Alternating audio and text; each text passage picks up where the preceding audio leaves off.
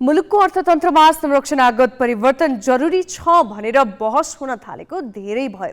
2049 मा अघि सारिएको उदारीकरणपछि अर्थतन्त्रमा ठूलो नीतिगत परिवर्तन भएको छैन। तर यसबीचमा अन्तर्राष्ट्रिय परिवेश र नेपाल भित्रैको अर्थ राजनीतिक परिदृश्यमा व्यापक बदलाव भइसकेको छ। उत्पादन घट्दै जाने र विदेशमा पसिना बगाएर कमाएको रेमिटेन्सले विदेशकै सामान किनेर उपभोग गर्ने परनिर्भर अर्थव्यवस्था गहिरो गरी जरा गाडेको छ। यस्तो बेला देशभित्र उद्योग धन्दा बढाउने र रोजगारी सृजना गर्नेमा नीति निर्माताको ध्यान जानुपर्ने हो। तर उनीहरूले नै शेयरको दोस्रो बजारलाई सहजीकरण गरेर सट्टेबाजी गर्न पाउनुपर्ने माग गरेपछि अर्थव्यवस्था झन बिग्रने त होइन भन्ने प्रश्न उठेको छ। केन्द्रीय तथ्याङ्क विभागले केही दिन अघि सार्वजनिक गरेको राष्ट्रिय औद्योगिक सर्वेक्षणको प्रारम्भिक प्रतिवेदन अनुसार कोभिड अघि नेपालमा साना ठुला गरेर 60,000 उद्योग धन्दा सञ्चालनमा थिए, जहाँ तलब लिएर काम गर्नेको संख्या 3,81,000 थियो। तीमध्ये कतिपय उद्योग धन्दा कोभिडको मारमा परेर बन्द भएका छन्, जबकि हाम्रो श्रम बजारमा वार्षिक थपिने जनशक्ति 5.25 लाख पुगिसकेको छ।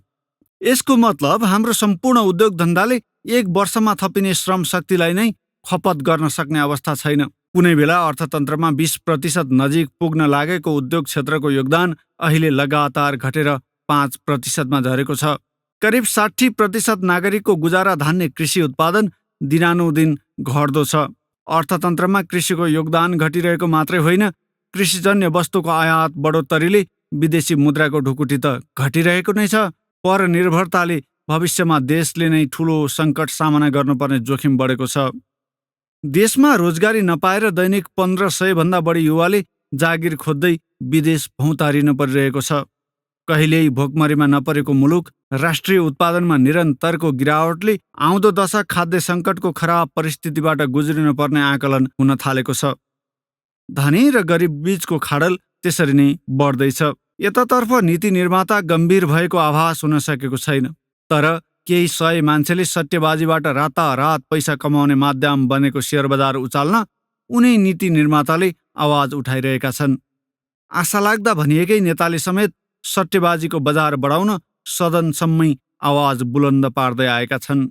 शेयर बजारमा सुधार गर्ने भनेर 4 बारको नीति ल्याइयो। यसले ठुलालाई पोस्ने सानोलाई कस्ने काम भयो। राष्ट्र ब्याङ्कले जे सोचेको भए पनि अपेक्षा गरेको परिणाम नआइसकेपछि अब यसलाई सच्याइनुपर्छ। यसलाई सच्याइएन, यसलाई हटाइएन, बन्द गरिएन भने लाखौँ शेयरमा लगानी गरेका साना लगानीकर्ताहरू सडकमा आइपुग्छन्। आर्थिक सूचक एकपछि अर्को गरी खराब भएपछि सुधारका लागि केही प्रयास गरेका गभर्नर महाप्रसाद अधिकारीको अहिले राजीनामा माग हुन थालेको छ। राजीनामा माग गर्दै सत्तारूढ दलका विद्यार्थी नेताहरू आइतबार केन्द्रीय बैङ्कको ढोकामै पुगे। राजीनामा मागिनुको एउटा कारण प्रमुख प्रतिपक्षी एमालेमा गभर्नर अधिकारीको विवादास्पद आबद्धता हो। सडकमा उत्रिएका विद्यार्थीलाई राष्ट्रिय अर्थतन्त्रको भने चिन्ता छैन। उनीहरूको आन्दोलन शेयर बजार बढाउनेमै बढी केन्द्रित देखिन्छ। अरू त अरू, उद्योगीको छाता संस्था भनेको नेपाल उद्योग वाणिज्य महासङ्घले पनि औद्योगिक गतिविधि सुदृढ बनाउनमा होइन, शेयर बजारमा उछालकै माग तेर्साएर नीति निर्माता सामु दबाब दिँदै आएको छ।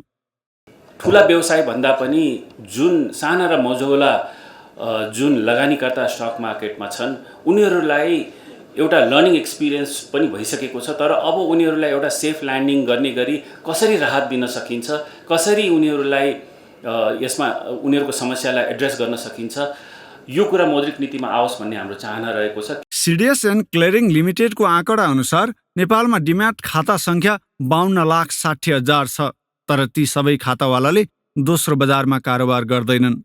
नेप्सेका अधिकारीहरूका अनुसार 50,000 देखि 60,000 जना दोस्रो बजारको कारोबारमा संलग्न छन्। नेप्सेमै पछिल्लो 6 महिनामा 123 दिन कारोबार हुँदा दैनिक औसत 40,000 पटक शेयर किनबेच भएको देखिन्छ। कतिपय लगानीकर्ताले आफ्ना परिवारका सदस्य र आफन्तको खाताबाट शेयर किनबेच गरिरहेकाले सक्रिय लगानीकर्ताको सङ्ख्या 20,000 भन्दा बढी छैन। ती कारोबारीलाई रातारात सट्टेबाजीबाट पैसा कमाउने बाटो खोल्न नीति निर्मातादेखि राजनीतिक नेतृत्वसम्मले दबाब दिँदा अर्थतन्त्रको दिगो सुधार गर्ने कयौं अवसर पछाडि छुट्ने जोखिम बढेको छ। बिजनेस ब्युरो, ग्यालेक्सी फोके, काठमाडौँ।